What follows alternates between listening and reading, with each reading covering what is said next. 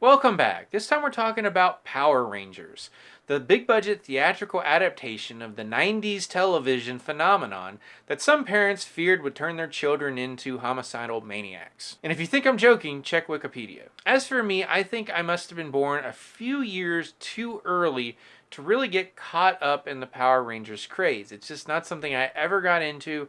I watched a few episodes of, I'm assuming, the original show. There's like 20 versions of it now, and it's still on television.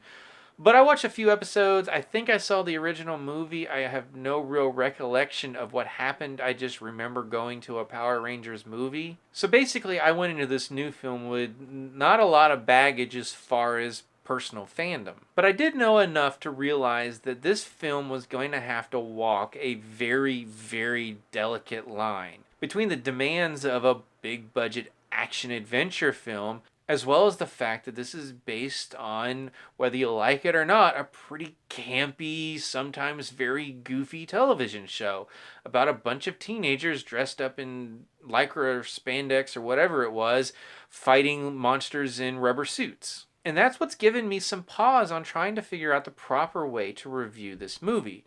And what I mean by that is that target zone, that very particular balance between the goofy and the somewhat more serious, is not exactly where I would expect any other movie to be. For example, the tonal shifts in this movie are pretty wide-ranging, from dramatic to downright campy. And although I do think they went a little too far in the camp, and I'll talk about that later, I don't see any other way they could have properly made this particular adaptation. You can't go total camp and go like a straight up comedy spoof route. You're just going to alienate all the fans and no one else is going to want to go see it probably.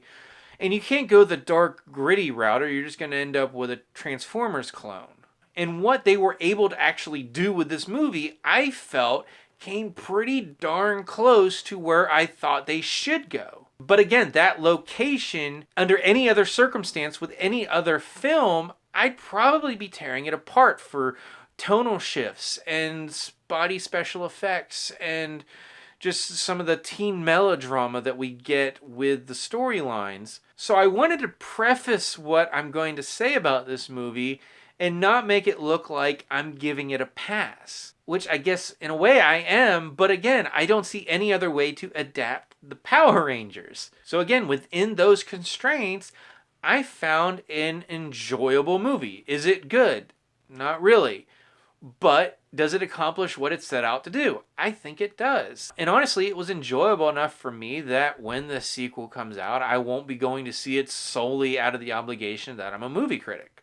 I actually enjoyed this movie. As far as the story, in case you're not familiar with Power Rangers at all, we have this group of 5 teenagers in this small town of Angel Grove. And they're all either misfits or outcast for one reason or another. Some of them are somewhat criminal.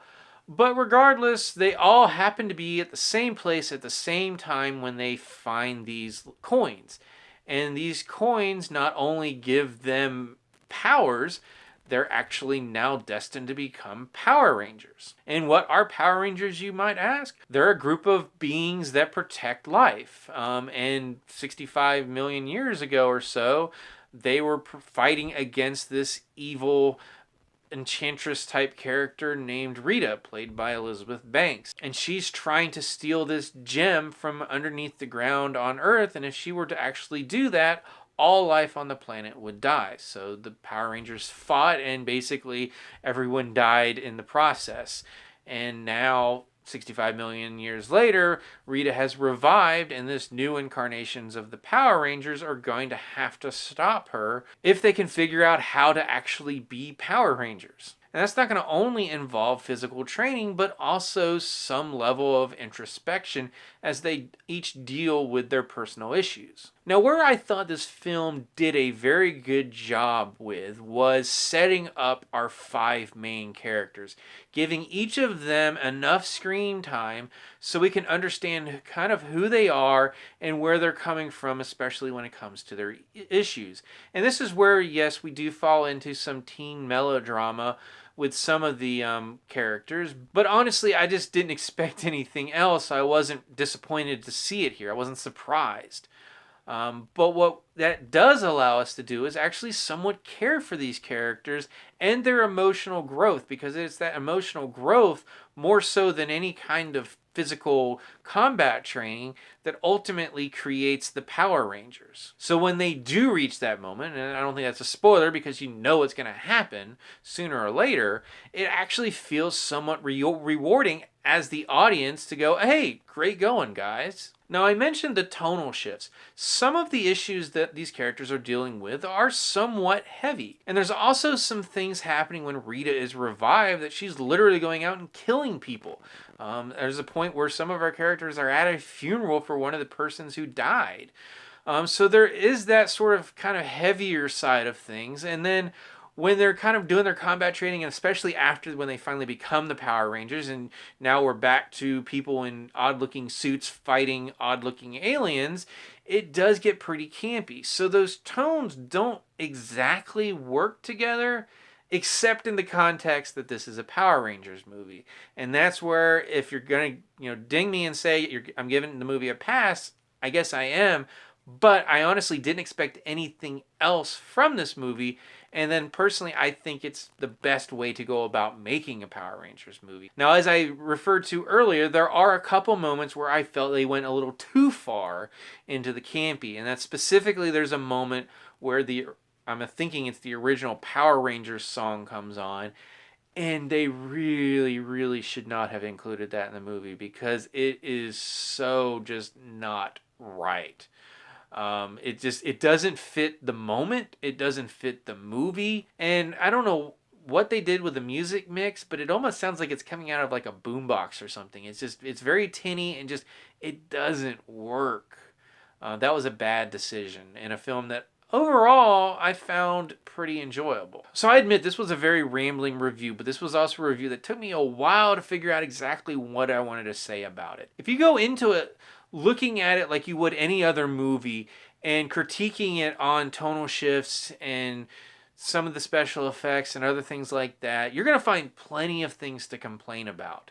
And that's perfectly acceptable.